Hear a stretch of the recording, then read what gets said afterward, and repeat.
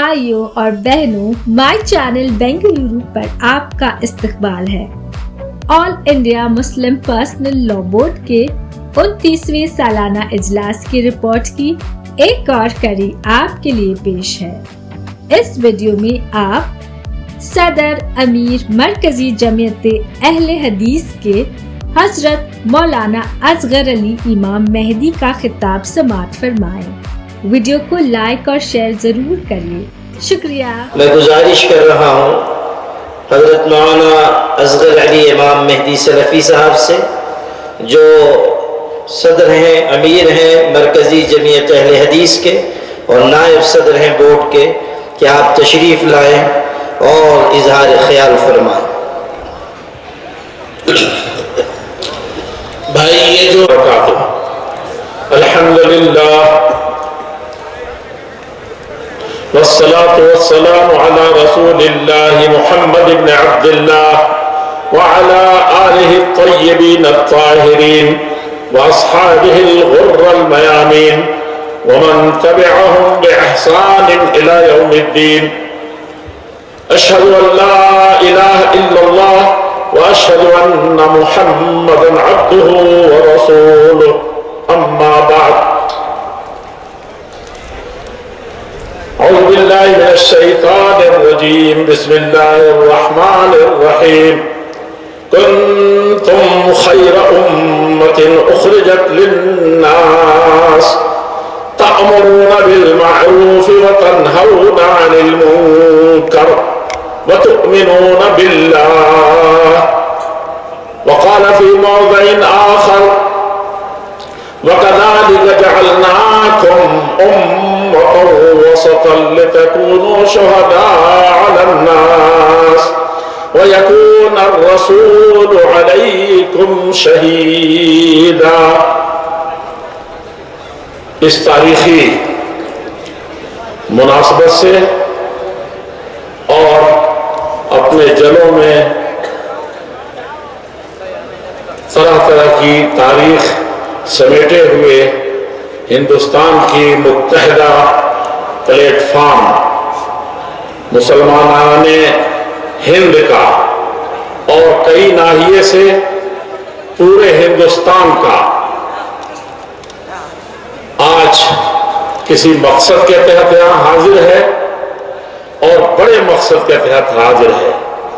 صرف مسلم پرسنل لا کا مسئلہ نہیں ہے، یہ پرسنل لا کا مسئلہ ہے، اور صرف پرسنل لا کا مسئلہ نہیں ہے بلکہ بھارت کی جو مہان دیش ہے، وشو میں اپنا ایک مقام رکھتا ہے، خاص طور پر اپنی تہذیب و ثقافت کی حیثیت سے بھی، اور اپنی سنسکرتی اور اپنی گوکلمونی اور اپنی گنگا جمنی اور اسی طریقے سے اپنے بہت سارے امتیازات اور اختصاصات کے ساتھ میں اس موقع سے مسلم پرسنل لا بورڈ کے تمام ذمہ داروں کا، خاص طور پر قیادت کر رہے اور بڑے حزم و جزم و یقین و صبر اور حکمت کے ساتھ کر رہے صدر عالی مقام محترم مولانا خالد سیف اللہ رحمانی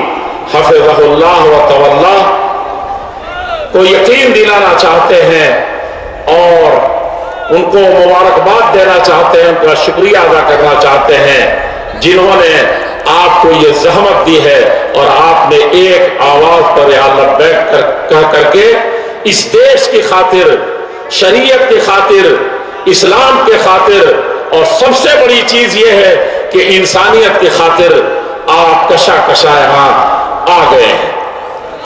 میں اہل بنگلور کا بھی بہت دل کے گہرائیوں سے ممنون ہوں۔ ہمارے والنٹیئر راستے میں ہم نے دیکھا کہ کس طریقے سے وہ دن ہی سے پورے طور پر لگے ہوئے ہیں، لیکن یہاں کی انتظامیہ بھی اور یہاں کے ہر طرح کے لوگ۔ میں آج بہت سخت بیمار پڑ گیا، اچانک گیا، مجھے تو کوئی مسلمان ڈاکٹر نہیں ملا تھا، نرس نہیں ملی تھی، میرا موزہ اپنے ہاتھ سے نکالا، جب تھوڑا سا وہ ہوا تو اس بہنوں نے لپک کر کے اس موزے کو لیا. میں دھیرے دھیرے بلا رہا تھا کسی کو کہ ہمارے ساتھ جو لوگ ہیں وہ آ کر کے لے لیں. یہ اس کی بھی حفاظت کرنے کی ذمہ داری مسلم پرسنل لا بورڈ نے لی اور اس کو نبھایا ہے مختلف اوقات سے. اور کیوں نہیں نبھاتے؟ آپ کی تاریخ ہے, آپ کے آباء و اجداد کی تاریخ ہے, آپ کے اسلاف کی تاریخ ہے, اور آپ پورے طور پر سر سے کفن باندھ کر کے اس دیش کی خاطر نکلے تھے. ایمان, جس ایمان کی حفاظت کی بات کہی جا رہی ہے اور جس شریعت و اخلاق اور ایمان کی بات کہی جا رہی ہے, اس کی خاطر نکلے تھے. اور آپ نے جہاد کا فتویٰ دیا تھا انگریزوں کے خلاف, اور 150 سال تک آپ نے 30 مسلح جہاد کیے تھے. فتویٰ دینے پر صرف گھر میں بیٹھ نہیں گئے تھے, صرف ابو طالب رحمانی صاحبہ کے تقریر کر کے دلوں کو گرما کے نہیں چلے گئے تھے. بڑے اور بھی ہمارے معززین, بلکہ آپ نے مسلح جہاد کیا تھا اور اس دیش کو آزاد کرانے کے لیے, اپنے ایمان کو بچانے کے لیے اور یہاں کے مانوتا کو اس کو صحیح رخ پر ڈھالنے کے لیے, جہاں نہ مسجد محفوظ تھی, نہ مندر محفوظ تھا, نہ کوئی اور کسی طرح کی عبادت گاہ محفوظ تھی. لیکن 150 سال بعد پتا چلا کہ نہیں, یہ صرف ایک جماعت کی, ایک ورگ کی اور صرف مسلمانوں کی قربانی سے, اور مسلمانوں میں بھی جو بٹ جاتے ہیں, کبھی کٹ جاتے ہیں, کبھی ڈگ جاتے ہیں کہیں, اس سے بھی کام نہیں بنے گا. نعرہ لگا دیا تھا ہندو مسلم سکھ عیسائی آپس میں سب بھائی بھائی. تو کہاں 150 سال کی تاریخ, اس کی حقیقت میں وہ اس کی کسی طریقے سے اس کی خفت نہیں کرنا چاہتا. اگر آپ کو دل میں کہیں سے وسوسہ پیدا ہو تو میں کہنا چاہتا ہوں کہ اسی تاریخ کی طرف اشارہ کر کے نہیں, بابا کے دوہل کہا تھا پنڈت جواہر لال نہرو نے, جسے علی میاں ندوی دنیا کی بڑی شخصیت نے اپنی کتاب میں لکھا تھا, لو وضعنا تضحیات اہل الہند کلہم فی کفۃ میزان و تضحیات اہل صادق پور فی کفۃ میزان اخری لرحت کفۃ اہل صادق پور. سارے ہندوستانیوں, متحدہ ہندوستان کی, اس میں جاوا سماترا بھی تھا, یہ لنکا بھی کسی نہ کسی حیثیت سے آتا تھا, اور یہ پورا خطہ جو متحد اکھنڈ بھارت کہلاتا تھا. اور ہم نے جو سینٹر بنایا تھا وہ سرحد پر بنایا تھا, وہ افغانستان پر. اس وقت اکھنڈ بھارت کسی کو سوچ رہی ہے, ہم اس کی تاریخ جانتے ہیں, ہم نے اس کی حفاظت کی تھی اور اسی طریقے سے اس دیش کو دینے کی کوشش کی تھی. لیکن ہائے, کبھی آپ ہندو مسلم بڑھ جا رہے ہیں, کبھی سکھ عیسائی بڑھ جا رہے ہیں, کبھی مسلم بڑھ جا رہے ہیں, کبھی ہندو دھرموں میں بڑھ جا رہے ہیں. یہ جینے کے لچھن ہرگز نہیں ہے. میں کہہ یہ رہا تھا کہ جب یہ نعرہ محسوس کیا کہ صرف قربانیوں کے دینے سے اور کسی ایک کے فدایانہ کردار کی وجہ سے ہم نہیں آزاد ہو سکتے, تو اس وقت جب یہ نعرہ لگا تھا تو وہ چند ہی دنوں کے بعد آزادی آ گئی تھی. لیکن اس وقت بھی صفوں میں گھس گئے تھے لوگ اور طرح طرح کے نعرے لگے تھے, اور ان نعروں کو بھی پورے طور پر ہم نے دبا دیا تھا, اس کو بالکل بیٹھا دیا تھا اور کہا کہ یہ تفریق نہیں چلے گی, ایسا نہیں چلے گا. یہی قطب مینار کی اونچائیوں پر کہا تھا مولانا ابوالکلام کلام آزاد نے اشارہ کر کے کہ قطب مینار کی اس بلندیوں پر آ کر کے آسمان سے کوئی فرشتہ تڑپ کر کے اتر آئے اور کہے کہ اسی لمحے تم کو دیش کی آزادی کا پروانہ مل جائے گا. جو تم کو للچانا اور دکھانا چاہتا ہے, ایک کو دونوں کو لڑا کر کے کسی ایک کو آگے بڑھانا چاہتا ہے, دونوں کے ساتھ دھوکہ کرنا چاہتا ہے, تو میں اس پر کبھی بھی راضی نہیں ہو سکتا. یہ میں کوئی تقریر نہیں کر رہا ہوں, حالات کے رخ کو نہیں بلکہ اس کے انجام کی طرف جس تیزی سے ہلاکت کی طرف بڑھ رہے ہیں ہمارا ملک بڑھ رہا ہے اور ہماری سنسکرتی خراب ہو رہی ہے, اور خونوں میں جو ایک ہی رگ ہمارے ایمان و عقیدے کے مطابق دوڑ رہا, صرف پرسنل لا کا مسئلہ نہیں ہے. ہم کو ایمان کی سب سے بڑی خبر لینی ہے, عقیدے کی سب سے بڑی خبر لینی ہے, اور خلقکم من نفس واحدہ, اس کو پڑھنا ہے. مولانا ابوالکلام آزاد جو وقت کا اسکندر اعظم تھا, گرچہ وہ اپنے پرکھوں کو اسکندر اعظم کہتا تھا, اس نے کہا کہ سنا کر کے اور یقین دلا دے فرشتہ بھی کہ آزادی کا پروان تم کو ملنے والا ہے. لیکن ہندو مسلم کی تفریق ہو جائے گی, اس بنیاد پر دیں گے. تو کہا کہ مجھے یہ نہیں چاہیے میں اس طرح کی تفریق کو نہیں برداشت کر سکتا. اور کیبنٹ پلان میں جانے سے پہلے گاندھی جی سے سب سے پہلے انہوں نے یہ اقرار کرا لیا تھا, یہ صاف صاف کہا تھا کہ مجھے لگتا ہے کہ آج کی بیٹھک میں کسی طرح سے کچھ ہو نہ جائے. بڑے مہم کو سر کرنے جا رہے تھے, لیکن پنڈت جی نے گاندھی جی نے کہا تھا کہ ہماری لاش سے گزر کر کے اس دیش کا بٹوارا ہوگا یا ہندو مسلم کے نام پر کسی طرح کا نعرہ ہوگا. تو اس یقین دہانی کے بعد گئے تھے, لیکن شام کو یہ بوڑھا عزم و جوان کا کبھی بھی اس کی زندگی پر پلمودگی نہیں دیکھی گئی.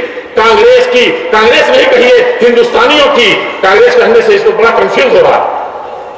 اس وقت ہندوستانیوں کی نمائندگی کرنے والی جو کانگریس تھی, اس میں وہ پورے طور پر انسان کٹھن حالات میں اس کی صدارت قبول کی تھی.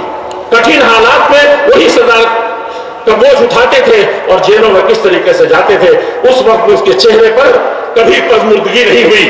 آپ ایمان کے رکھوالے بنے ہیں, مسلم پرسن اللہ کے دیوانے بنے ہیں. آپ پوچھئے کس طریقے سے اس کی ویسی وفادار بیویاں آج نہیں مل سکتی, اور طلاق کے اور نکاح کے جو ہزار مسئلے کھڑے ہو رہے ہیں. یہ جوانوں اپنے اسلاف سے سیکھنے کی ضرورت ہے.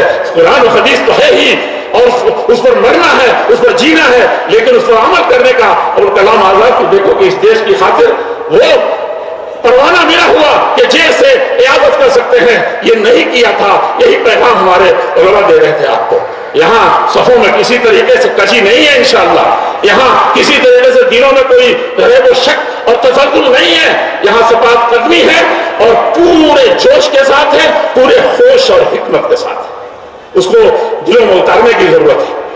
وہ مولانا آزاد اس دن, جس دن بٹوارے پر گاندھی جی نے اور سبوں نے صاف کر دیا, شام کو بھوکا پیاسا یہ بوڑھا دن بھر میں تک کر لیتا ہوا انگریزوں کے آنکھوں میں آنکھیں ڈال کر کے, اور نو کے پلٹ بقول جو پنڈت جواہر لال نہرو, جو خود ایک بڑا دماغ تھا, کہا کہ وہ جہاں نقطہ رکھ دیتے تھے کہ یہ جملہ اس طریقے سے نہیں, یہ ٹون اس طرح سے نہیں, کسی کی مجال نہیں ہوتی تھی.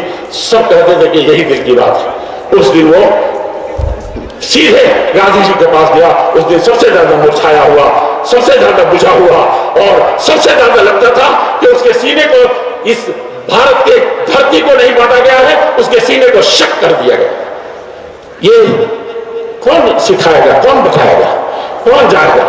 میں عزیزوں بزرگوں, باتیں ہمارے بہت سے بزرگ باقی ہیں وہ کہیں گے, لیکن میں کہتا ہوں کہ پرسن اللہ کی حفاظت, مسلم پرسن اللہ کی حفاظت کا مسئلہ صرف نہیں ہے, اور اگر ہے تو وہ حفاظت اول اور آخر آپ کو کرنی ہے. کریں گے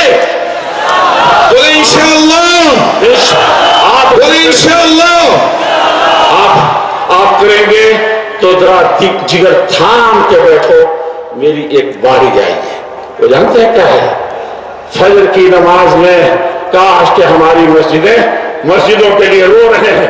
میں نے علماء کو دیکھا, بعض رودھی ہوئی آواز میں کہہ رہے ہیں, اور رودھی ہوئی آواز میں, لیکن مسجد مرثیہ خاں کہ نماز ہی نہ رہے.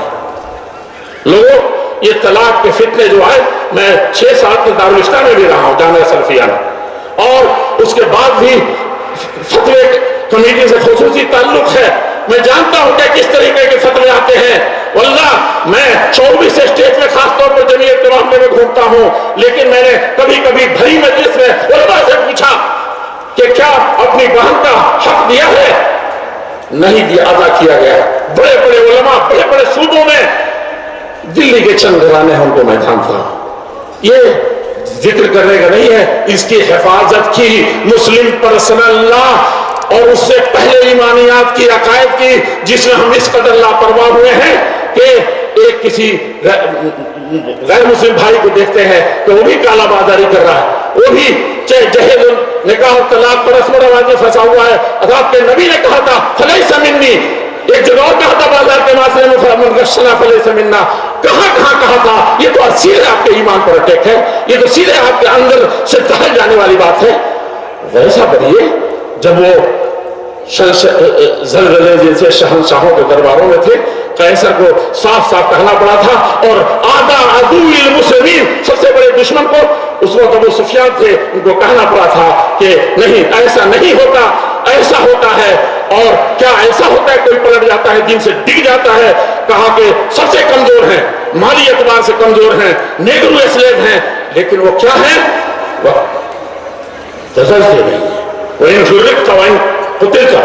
اور اس کے بعد صاد کیا تھا اس نصرانی نے جس کے دین کے بقایا دین کی خوبیاں موجود تھی انجیل کی، اس نے کہا وَكَذَلِكَ الْإِيمَانُ إِذَا وَقَرَ فِي الْقَلْبِ، اور یہ بخاری شریف۔ میں بات ختم کرنے سے پہلے یہ کہنا چاہتا ہوں کہ آپ کا جوش جنون اور آپ کا حوصلہ یہ ایک سیکنڈ کے لیے بھی پست نہیں ہونا چاہیے، لیکن ہوش اور حکمت جو آپ کا در امتیاز تھا، بڑے بڑے چیزیں آئی، ہم نے دیکھا تھا اللہ کے نبی کہنے پر مجبور ہوئے تھے، کأنہ مثل الحرب، دیکھو یہ لگتا ہے کہ آگ لگا دے گا، وہاں پر آپ نے کس طرح سے مظلوم تھا، کیسا تھا؟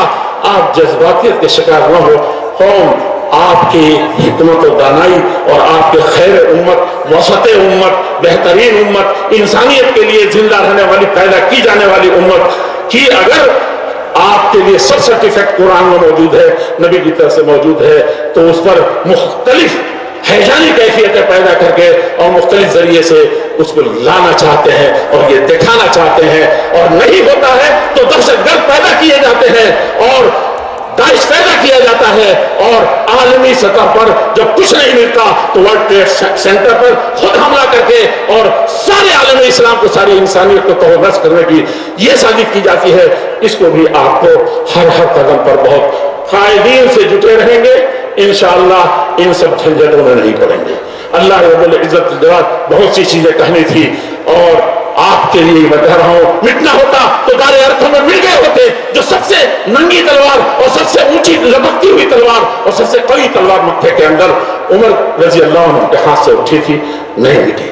لوٹنا ہوتا تو بدر میں مٹ چکے ہوتے، حنین میں شکار ہو چکے ہوتے، احد میں کس طریقے سے پاؤں پھڑ رہے تھے وہاں ہم چلے گئے ہوتے، حطین میں ہم ہو گئے ہوتے، اور تبوک میں چلے گئے ہوتے۔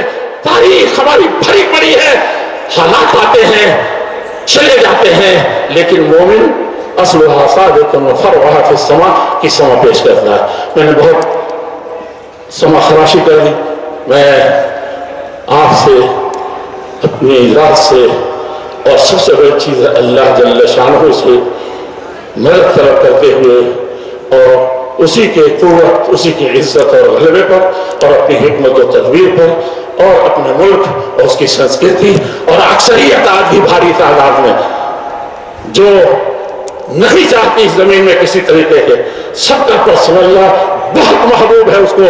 کاش کے بہت سارے لوگوں کے زندگی میں ایسا آیا تھا، ایک دور آیا تھا کہ ایک اسی طرح کا مسئلہ رسول اللہ اسی آس پاس بنا تھا، وہ شعبان و کیس والے میں کہہ دیا تھا اس وقت حکمراں نے کہ ہم اس کو گرچہ عدالت نے کیا ہے، سمجھنے میں غلطی ہو سکتی ہے حالات کی، لیکن ہمارے ملک کی جو سنسکرتی ہے اور جو آزادی دیتی ہے اس کو ملغا قرار دیا۔ کاش کہ ہمارے حکمرانوں کو بھی یہ چیز سمجھ میں آتی، اور سب سے بڑا فلسفہ انسانیت جو کرسی مل جائے تو ادنا کھوٹ بھی حکومتوں کو برباد کر دیتی ہے، گھروں کو برباد کر دیتی ہے۔ گھر کا مالک ہی جب ڈواڈول ہو جاتا ہے، اس کے ایمان میں ذرہ برابر تزلزل پیدا ہو جاتا ہے، تو پھر نہ کہرا منزلت ماند نہ مہرا۔ اور شکریہ ہے آپ تمام لوگوں کا، اور میں کیا شکریہ ادا کروں، آپ سب مل کر اللہ کا شکریہ ادا کریں، منت بنے کہ خدمت سلطان حمید کنی منت روشناش کے بخدمت برداشت۔ السلام علیکم ورحمۃ اللہ وبرکاتہ۔